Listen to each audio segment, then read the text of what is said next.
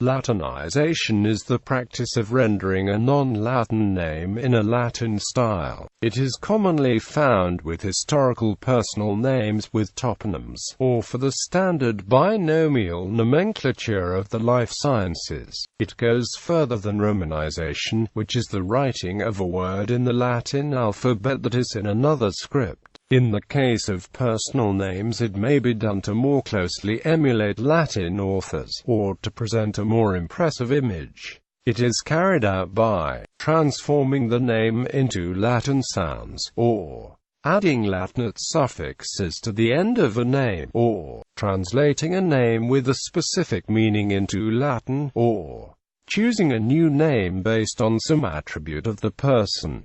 Personal names. Humanist names assumed by Renaissance humanists were very largely Latinized names, though in some cases they invoked ancient Greek. Latinization in humanist names may consist of translation from vernacular European languages, sometimes involving a playful element of punning. Such names could be a cover for humble social origins.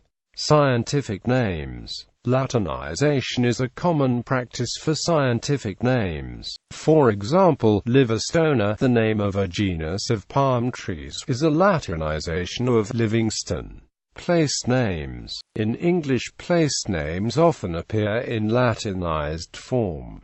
This is a result of many early textbooks mentioning the places being written in Latin. Because of this, the English language often uses Latinized forms of foreign place names instead of anglicized forms of the original names. Examples of Latinized names for countries or regions are Estonia, Ingria, Livonia. Historical background. Until modern times, it was common in most cultures to translate names into the language being used with little regard for the culture from which the name came. During the age of the Roman Empire, translation of names into Latin or Greek was common. Additionally, Greek substantives, particularly proper nouns, could easily be declined and Latinized with minimal modification of the original word.